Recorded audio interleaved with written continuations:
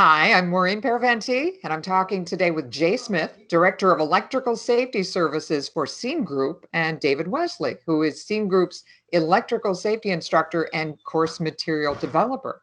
Now, today's topic, optimizing asset safety through electrical safety. Now, Scene Group does just that. It optimizes asset safety, reliability, and maintenance for clients in multiple industries. Now, this is done through integrated solutions, including consulting and training, inspection and assessment, installation and repair, and data and technology. And we're going to touch on all of those in this conversation. So let's start with some specifics. Now, more and more companies are relying on NFPA 70E to minimize exposure to electrical incidents. It's a great place to start. Is it enough? Well, it's a question we get a lot. And, first off, no, it's not enough. 70E is a valuable tool that organizations can use. It's a national consensus standard out in the industry. It's been around for years, and it's used by OSHA to help enforce some of the regulations that they put forth as far as protecting employees from electrical hazards, shock and arc flash, arc blast. But there are more things involved with protecting employees than just having to reference 70E. We're going to talk a little bit more, I think, later today on what some of those other options are and some other things that you need to look at. But 70E is a valuable tool. Everyone must implement 70E. Everyone. If you have electricity in your facility and you have equipment that you have to maintain, if you have energized assets, you must implement NFPA 70E. It's the great starting point for what you need to continue with your electrical safety program. Now, some factors that affect electrical safety are obvious and others are not, but they can still endanger workers. For instance, how can an administrative issue like a lack of proper documentation for internal procedures and training, how can that affect safety? It can affect it a lot. Just so you know, I think it's important to understand that when documentation is required, sometimes when it's left out of the picture, that's when it actually starts coming back to haunt you. Give me an example. If something would happen on a facility and someone would get injured, and OSHA would basically get in contact with that company, and there's a little period there of a 24-hour window where they would contact you. What they want to see is the actual documentation that you have for an electrical safety program, or are the training of the employees, is it proper training been done? Is there a qualified person process? These are all things that have to be documented by the company, and so OSHA's wanting to see if that's being done. Audits are also something it needs to be taken care of on that level. But to go on a broader spectrum, taking care of your internal needs, taking care of your internal employees has always been foremost the most important thing. So that can be done with equipment and employees. So it can be done with arc flash analysis or IR type work. Okay, well, let's talk a bit more about electrical safety programs. How does an organization start the process of developing one? And here's the big question, how much will it cost them? Well, I would, how much does it cost one is kind of going to take us down an open hole here. Obviously that varies, across organizations, across types, across where they've started, where they've been, what they have currently in place. When we help an organization try to wrangle in electrical safety in their group, it does really start with what do you have currently. Okay. And most places say, well, we've got a safety policy, but when you ask them, where is it? Can they find it? Most folks can't find it. It was written 20 years ago. It's gathering dust on someone's desk. But looking at protecting your workers from electrical hazards has to be documented in this policy. And that's one of the things Scene Group really will help you with. And it then addresses a little bit more than just protecting your own workers. David said, obviously that's first and foremost, but you need to have a contractor policy as well. If you are responsible as an employer, you're responsible for identifying hazards in your facility, not just for your own employees, but when contract employees come in as well. And while you may not necessarily be responsible for their direct safety, you need to monitor, what they're doing. Let's go outside of electrical safety real quick for an example.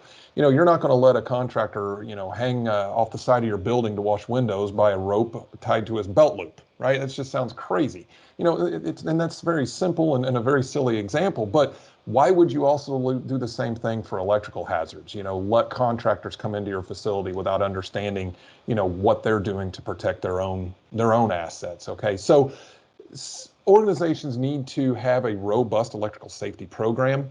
But as far as giving you the cost for it, it really just depends on where they've been and where they need to go. But we're hopeful that some folks that see this today will contact us and allow us to, give them some further guidance. Well, I understand that the electrical safety industry is evolving. Can you speak to that? And I heard the term degree of competence. Yeah, so first off, technology. Okay, obviously it's all around us, and things are changing, things are evolving, and it's like that in the in the electrical safety world as well. Electrical equipment is changing. Facilities and manufacturing facilities, processing facilities are becoming more highly automated. A lot of the things that come along with this automation are additional safety controls that are engineered. They're engineered into the equipment. Knowing what we now know about a lot of electrical hazards, we're actually able to mitigate and engineer out a lot of these hazards, just from equipment standpoints as well. One of the other things that really is we're starting to see is, and you mentioned level of competence, especially after the pandemic, industries were hit really hard. Unfortunately, industries had to, in a lot of cases, lay off employees. You saw a lot of early retirements. What we're seeing is a knowledge gap leaving. It's been a mass exodus over the past couple of years, and especially following this COVID pandemic, that facilities are now being stripped of all of their, all of their knowledge. A guy or a gal who'd been there for 20, 30 years, knew everything about the place, probably wired up the building. Those folks have retired or are leaving, and newer workforce is coming in that may not be as trained on necessarily, some of these electrical safety standards. So it's been kind of a mesh between, technology's changing, workforce, retirements and an exodus of some of the knowledge level. That's really, started to promote some of the issues and some of the gaps that a lot of organizations are facing. Boy, that is a great overview. I hadn't even thought about the knowledge gap that is taking place.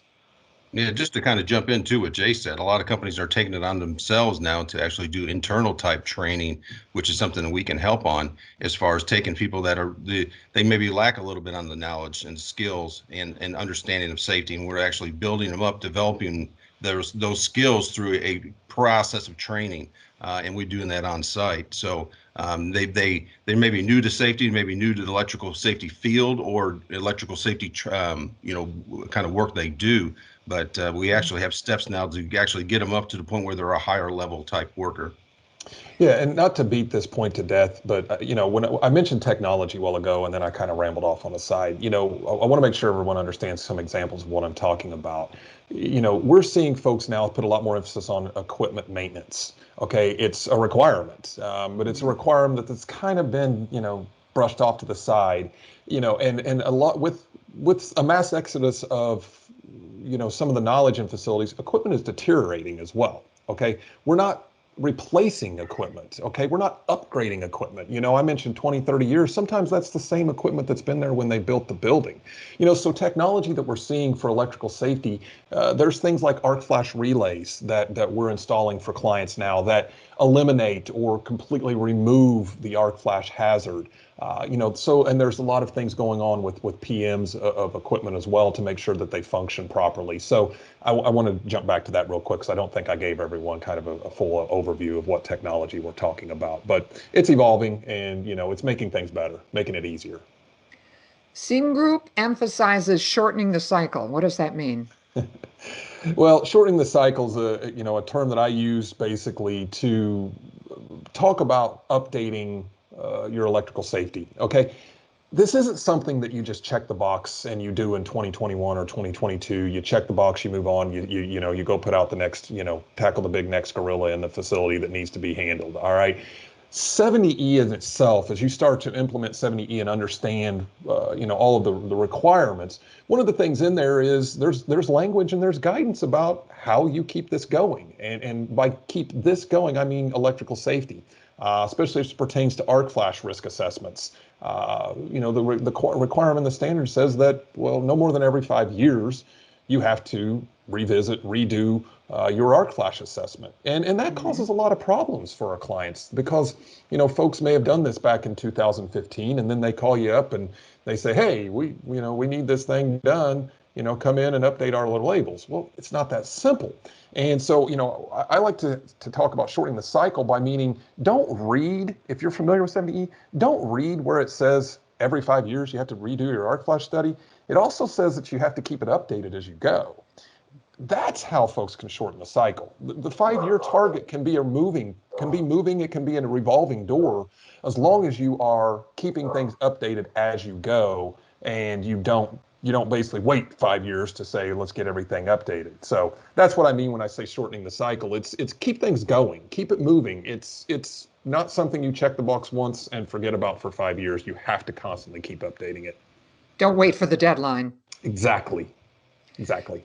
Now, one of the services offered by Scene Group is data and technology. Now, specifically predictive maintenance technology solutions. What do these include and what can they do for companies? Well, let me first start out with saying that, equipment itself is not going to last for a lifetime. Jay kind of talked about that. So when it's installed, it actually goes through a deterioration type process. So there is a start and there is an end.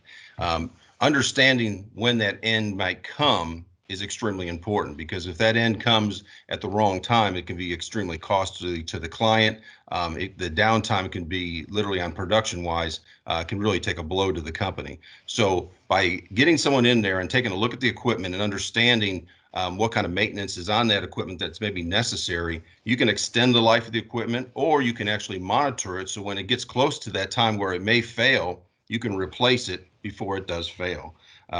One of the parts that we do as Scene Groups, we get in there and we actually do a survey of the equipment. So we look at the whole, all the equipment there and understand, okay, what's the most important equipment that they have there? Prioritize, what's the most important, what's going to be actually going to make the most impact on the company if it would go down. So that's what this is really, this service, how it starts. We help you with that process. And how do we do it? Well, when we're looking, when equipment and we're looking at maintenance, there's what's called infrared thermography, which is looking at equipment through a camera. And you're looking at areas where it's possible where there's hot spots, which means areas that are maybe loose connections or areas that are getting into the process where they may end up failing. And so you can actually see that internally and actually correct that problem before it gets too bad. There's also ultrasound. There's also vibration type testing. So vibrations where you can actually monitor the volume level or the level of vibration, and as it increases, we know something's happening that's not normal. One thing I like to always point out, we can't see electricity, but man, we can sure hear it and we sure can smell it. So if you know that something's changing on the equipment, then it's time to react and do something about it. And that's what we're all about as far as looking at that. I'm going to guess this next question, David, is also in your wheelhouse. What does Scene Group's consulting and training services include? Well, it starts at many levels, and Jay can jump here in too. But when we get involved with a company, we have a lot of resources, and so one on the consulting part, we have facility services that are available throughout the United States. And so we can reach a lot of people very quickly in that area. But as far as actually sitting down with a client and doing consulting, I mean, we could break down that whole process. I don't know if you want to go into that, Jay, as far as how we sit down with them. Well, yeah. So obviously, we brought it up earlier. I mean, here we are doing this over video, where a lot of times we do these things face to face, but we're in a changing world, right? Same thing with us. I mean, we had to adapt on how we assist our clients. When everything shut down, that didn't mean that folks needed to just put, safety and equipment maintenance and everything on hold. So, we've adapted even in our training division, the way that we offer classes. We used to fly an instructor everywhere and be in front of your face and go out on the floor and walk around and look at equipment, and just that had to go away. And so now we're doing a lot of webinar type training classes. We've done a lot more recorded sessions. So we've had to adapt. We've done consulting. Even I know this is electrical safety, but even our combustible dust division that goes in and would do dust hazard assessments for fugitive dust in facilities. We are now able to do those virtually, where the clients can utilize AR, VR, virtual reality, augmented reality to kind of respond to us. We're looking at more of that to replacing some of our hands-on training, where we ship an iPad to a client, they log up with this AR, VR, and offer the training that way. I don't think that instructor-led. I don't think that sending a consultant to the facility to do an in-person audit, I don't think that's going to go away forever. But it's obviously we're still in some very odd times, so we're trying to adapt as well for what our folks, so folks can still get these services. Yeah, maybe to add in too, we can collect a lot of data and information through an interview type process and looking through their programs, policy, and procedures, really to understand kind of where the gaps are at. So if they're missing some areas and they're not really addressing those, we can point those out, and then we can work with them to basically fill those gaps. But with Zoom and all these different media devices, we could do a lot of interviewing and get a lot of information from every level of workers, from the technicians all the way up to middle management to upper management. So, and then we compare and we can really find out what's going on and what the true stories are going on at that facility. Now, you've talked about Scene Group's inspection and assessment services, and they cover everything from arc flash hazard assessments to lockout tagout procedures. How do companies prioritize, or do they prioritize? Well, when you mentioned lockout tagout, for the most part, everyone's pretty familiar with lockout tagout. Everyone understands that, lockout tagout's out there. I mean, it's still in the top 10 most cited OSHA violations every year. So we're still not getting it right. Okay. If it's in the top 10, it was in the top 5 until just this past year, but, it slipped down to number 6, I think.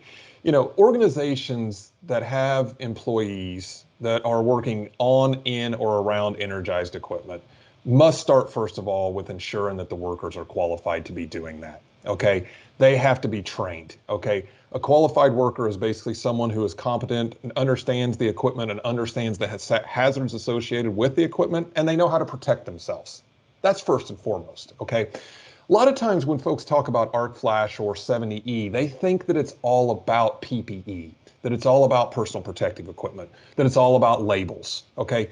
It's not. Okay. First, PPE is number one, it's the last line of defense. Okay. It's not the first line of defense. You don't go out and find a hazard and say, here, put this on, good luck, hope you don't die. Right. There's other things involved. There's engineering controls, there's, assessments that need to be conducted. So to answer your question more pointedly, where do you start? You need to look at your workforce and understand what hazards are out there and how are they exposed. And if they are exposed to hazards and you can't get the arc flash done tomorrow, you can't get your lockout procedures done tomorrow, you first need to make sure you change what they wear. All right. You need to look at, okay, where are they sticking their fingers? Where are they sticking their hands? Even down to, hearing protection or steel-toed boots or what, go way beyond just, electrical arc flash hazards. And if you have workers that are in and around energized equipment, then that's where you start. You start with identifying what are they doing, first of all? Are they qualified to do it? Are they trained? And then from the compliance aspect of it, we need to assess the risk. We need to potentially warn them with warning labels and arc flash labels. We might have to buy some PPE. They might have to wear some face hoods and, some voltage rated gloves and all this good stuff to get in and around it. But that's not really where you start. You first need to address what they're doing, who's doing it, why are they doing it, and give Scene Group a call. We'd love to help you with it. Right, and just to add another step too, and we do follow the NFPA 70E, and what they really explain is what's the likelihood of something to occur. So you really look at that big picture, and if it's likely to occur, when something happens, how severe is that going to be? Is it going to be something that's going to be a minor, or is it going to be major? So those two determinants really kind of decide on what areas you want to look at. And if it's going to be something that's severe, how do we bring that severity down? How can we lessen that hazard? And so there's ways to do that. And that's a good way to start. So identifying first if it's likely to occur, secondly, how bad it's going to hurt that person, and thirdly, if it is bad, how do we reduce that hazard? Going in a slightly different direction now. Now, Scene Group says it can install or repair any asset at any time, and that includes lighting and signage, plumbing, even remodeling facilities for companies that are refreshing their brands. How is that possible? It's amazing, but we can. So we have a network of personnel across the U.S., and I think that enables us to reach out to the client at any location. The types of workers that we have are what we call, they're very qualified, trained employees that understand the Scene Group way. And so we are able to reach out in a kind of a reduced travel time to these locations to take care of the client in those situations. Jay can probably add a little bit more to that, but it is having that network of people out there, and being able to react very quickly, and having the numbers available and specialized with that type of training. Yeah, I mean, listen, we've been doing this for almost 30 years, and I've personally been with the company for going on 20. And, we service all of North America and 80 countries worldwide. All right. So when David says a network, okay, that's a pretty big network. Okay. And, I like to use the term one throat to choke. Okay. And that's what folks can get with Scene Group. All right. Is when you don't want the headache. Organizations are now finding that they don't want the headache of having to manage multiple vendors in and out of their building. They already have enough vendors coming in to take care of their chillers or their elevators or their fire alarms or whatever. And so when it comes to lighting upgrades, when it comes to I don't know, clients have hired us to cut cords off their building when they had the lease sign out there, and then they buy the building or they lease the building, and now they've got to get rid of the sign. We'll come do that. Okay. We have, as David said, that's the network that we have. We want one seam solution. All right. One place to call, one place that you can get anything. And, basically that network that we have, as David referenced, with all of North America, 80 plus countries worldwide, 30 years experience doing this. I know it does sound crazy to say that we can do everything, but we do. And we've been doing it for a long time. And a lot of large organizations trust us with all of these multiple services. I think your point is a good one. I was going to say, why would a company, what do they get from coordinating all of this with Scene Group? And you've answered that perfectly. It saves them headaches of dealing with different vendors. Yep. One last question for you, unless you have more that you want to add afterward. But I just want to know, when Scene Group goes to work for a company, with a company, what does that look like? How do you identify a company's unique needs and address them? Well, I can start out by saying simply, it's a slow process in starting out. We want to make sure that we're understanding the problems that they're having, identify areas that are concerned to them. And so that starts with basically a lot of talking. So a conference type call, a conversation that goes in depth with all the different things that we need to know before we move forward. And we really want to make sure that we're all on the same page before moving forward. So that way we're not backtracking and redoing a job. So starting out first, communication, starting right top. Then if we need to, we discuss different methods of collection of data. So meaning we can go on boots on the ground, we can go to the facility, walk around, and really see what that facility is about, and see for our own eyes what things are missing in that facility. Secondly, interview is extremely important. Talking with people there that have been working there, like say Jay mentioned, sometimes 10, 15 years, some of these people have been there. Some people, there's only a few people that haven't been around. So you talk to the important people that are not important, but people that have been there for a long time, you really get a good understanding of what's going on in that facility. And so that is what we need to get that first before we move on. Also, reviewing their programs to make sure, first of all, they have all the programs they're supposed to have and policies. Sometimes they forget that they have them, or they don't know where they're at, or they're outdated. So that's one thing that we want to make sure that everything is current, And then if it's not, then we can show them what needs to be done to that. After we just kind of discover these gaps, these parts that are missing, then we can actually help them out with basically a deliverable type product that goes through each, we call it a gap assessment, but we go through all these areas that need a little bit of improvement, things that have to be maybe expanded on more, and then we help them get to that point. So that's kind of how the process works. And if there's something that has to be done a little bit differently, then when we do the deliverables, we can kind of maybe go a net around as far as deeper diving into that equipment. Yeah, and I'll just kind of tie this off, David. Discovery, Maureen, that's really it. I mean, when a client comes to us with pain points, instead of saying, here's what you need, we spend a lot of time in the discovery phase, okay? Understanding, what their issues are, not coming in and saying, hey, look what we do, this is what you need. No, not everyone needs the same thing. Not everyone needs to look at this the same way. Not every maintenance staff is made up the same. Not every corporate governance is the same. The way that they can get things done. So it really, David hit on it really well. But it's taking the time to discover what their pain is. Okay, then presenting solutions and let them choose, what solutions may work for them, because not all of them work. Okay, David mentioned coming back around later. Not everything in this maintenance and safety, and, he touched on vibration, not everyone's the same. So we spend a lot of time discovering what the pain points are and take the time to really consult with them versus pushing things on them. Well, thank you. I have learned a lot today from this conversation. This has been great. Once again, my thanks to Jay Smith and David Weszley for talking with me. Appreciate that. It's been great. I enjoyed it. Yes, thank you. Anybody watching can find out more about Seam Group by visiting www.seamgroup.com, and that is spelled SEAM group.com. So thanks again. All right. Thank you. Bye-bye.